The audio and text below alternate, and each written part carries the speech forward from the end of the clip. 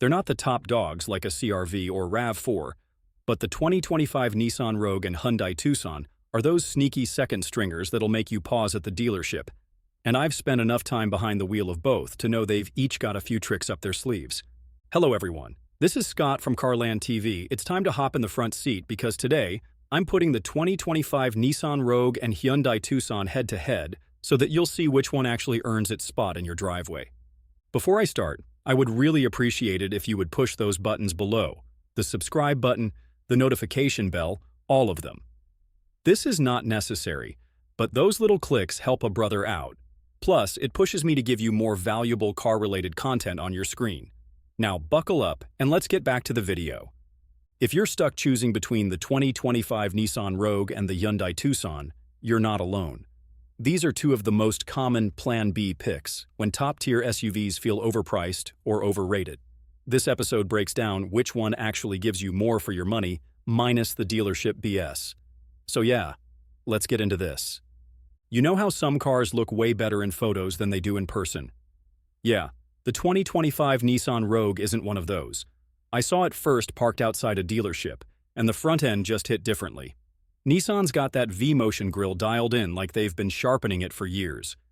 The LED headlights are clean, sharp, and give off a premium vibe, especially at night when they cut through the dark like a surgeon's scalpel. The body lines are aggressive without being loud, and the floating roof design, especially in two-tone colors, actually looks legit. Mine was the SL trim with the 19-inch alloys, and they really fill the wells without making the ride look overdone. Even the rear taillights have this angular edge that makes it look a bit meaner than you'd expect from something in this segment. Then you've got Tucson. Hyundai's basically out here flexing like it's a design house. The first time I walked up to one in person, I wasn't sure if I was looking at a concept or a production car.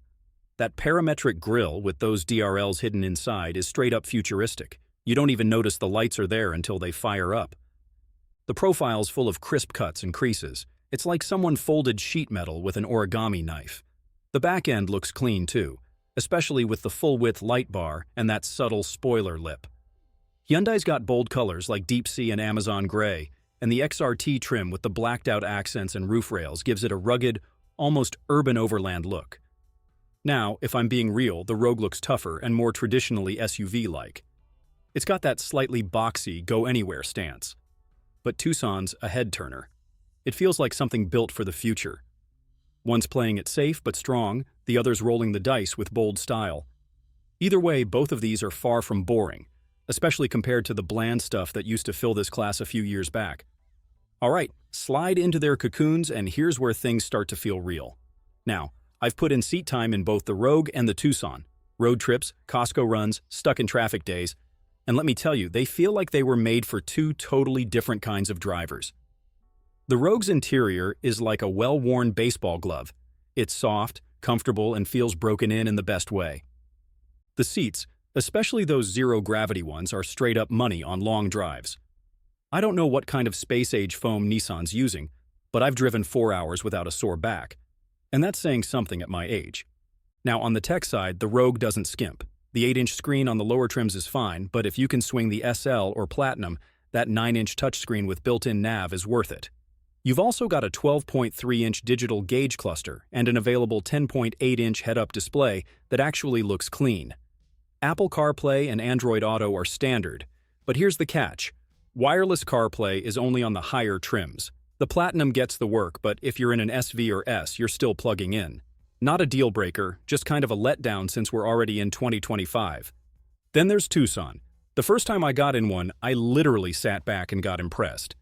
Hyundai's cabin feels way more futuristic. It has clean lines, a sleek dash, and almost no physical buttons if you're in one of the upper trims. It's got this waterfall-style center stack that flows into the console, and the 10.25-inch touchscreen looks like it was ripped out of a luxury car. You get wireless Apple CarPlay and Android Auto on the lower trims. But weirdly, the big 10.25-inch screen doesn't support wireless. It needs a cable. That's a total head-scratcher. Comfort-wise, it's close. Tucson's seats are supportive, and the materials are honestly nicer than you'd expect. There's more soft-touch stuff, even on the doors, and it just feels more upscale overall. Rear seat space is better in the Tucson too, especially if you've got adult passengers back there. Cargo space is where Tucson edges out the Rogue slightly. 38.7 cubic feet behind the second row compared to the Rogue's 36.5 cubic feet, but both can haul a weekend's worth of gear with room to spare. Now let's talk about what happens when you actually fire these things up and hit the road, because looks and screens only take you so far. I've driven both these crossovers through highways, back roads, and a few sketchy gravel trails, and they each bring something different to the table. The 2025 Nissan Rogue packs a 1.5-liter turbocharged 3-cylinder under the hood, and yeah, I know what you're thinking. A 3-banger in an SUV sounds sketchy. But hear me out. Nissan cooked up this thing called a variable compression turbo, and once you get past the gimmicky name, it actually works. You're getting 201 horsepower and 225 pound-feet of torque, and more importantly, it pulls smooth and strong for something this size. The Rogue's CVT has come a long way too. Normally, I don't trust CVTs. They drone, they lag, and they usually suck the life out of a good engine. But this one's tuned well enough that it feels more like a conventional automatic. You put your foot down, and it gets moving without that high-revving vacuum cleaner sound. On the road, the Rogue rides plush. The suspension's tuned to soak up potholes and rough pavement like a breeze. Steering is light, easy to handle in parking lots, but it doesn't get sloppy on the freeway either. The cabin is quiet, too. Heck, it's one of the better insulated interiors I've sat in at this price point. Then there's Tucson, and right off the bat, it plays a more traditional game. It's got a 2.5-liter naturally aspirated 4-cylinder, making 187 horsepower and 178 pound-feet of torque. Doesn't sound like much compared to the Rogue, and truthfully, it isn't quite as punchy when you stomp the gas. But what you do get is consistent, smooth power delivery and an 8-speed automatic that shifts like butter. It's not trying to be sporty, but it's predictable, and I respect that. You'll never feel like the transmission's second-guessing you. On ride quality, Tucson leans just a bit firmer than the Rogue. Not uncomfortable, but you feel a little more of the road. That said, it handles better around corners.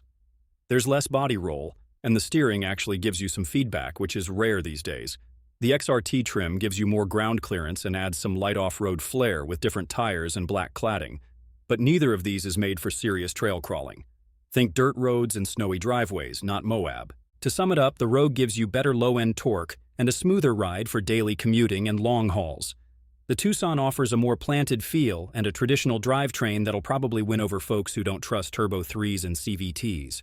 They're built for different driving personalities, so pick your poison depending on whether you value cushy comfort or confident control. When it comes to fuel economy, the Rogue's little turbo 3-cylinder might raise eyebrows, but it pays off big time at the gas station. I was averaging just about 32 to 33 miles per gallon on my front-wheel drive tester. And that's with mixed driving, some stop-and-go traffic, some highway cruising, and more than a few detours through back roads. Nissan says it's EPA rated at 30 miles per gallon in the city and 37 miles per gallon on the highway for the front-wheel drive model, which is seriously impressive for a non-hybrid SUV. Even with AWD, you're still pushing north of 31 combined, which is wild for something this size. The Tucson, on the other hand, is no gas guzzler, but it doesn't quite match the Rogue. That 2.5-liter naturally aspirated engine is solid and dependable, but it's thirstier. I was pulling in around 28 miles per gallon combined in the front-wheel drive model, which aligns with its EPA numbers. It's 26 miles per gallon in the city and 33 miles per gallon on the highway. The difference might not seem like a big deal week to week, but stretch it over a few years and a lot of miles, and it adds up, especially if you're the type who racks up 15 to 20,000 miles a year like I do. Now, on the maintenance side, Hyundai's got one ace up its sleeve, that famous 10-year or 100,000-mile powertrain warranty. It's like a safety net that covers you long after most folks are trading in. The Rogue only offers 5 years or 60,000 miles on the powertrain, which, don't get me wrong, is fine. But it's not in the same league.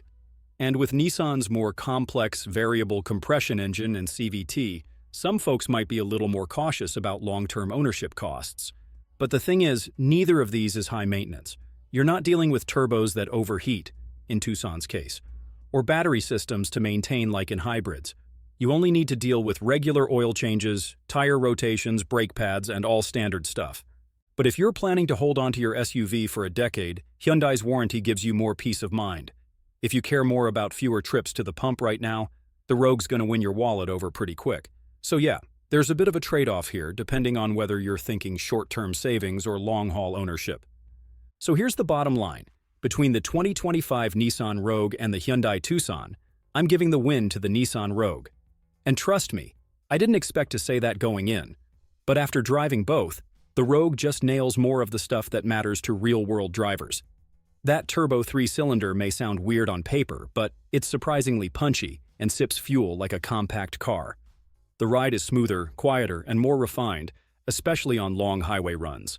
Plus, Nissan's zero-gravity seats and upscale interior touches in the SL and Platinum trims make every drive feel a bit more premium. Now, Tucson's a close second. It's got bold looks, loads of tech, and that unbeatable 10-year warranty. But the naturally aspirated engine feels a little sluggish, and the interior, while cool-looking, has some usability quirks, especially that weird touch panel setup in some trims. If I'm spending my own cash and I want something that blends comfort, performance, efficiency, and tech without getting gimmicky, the Rogue edges it out. It's not flashy, but it just works. And sometimes that's exactly what you want in a daily driver. Reliable, smooth, and surprisingly refined, that's the Rogue in a nutshell.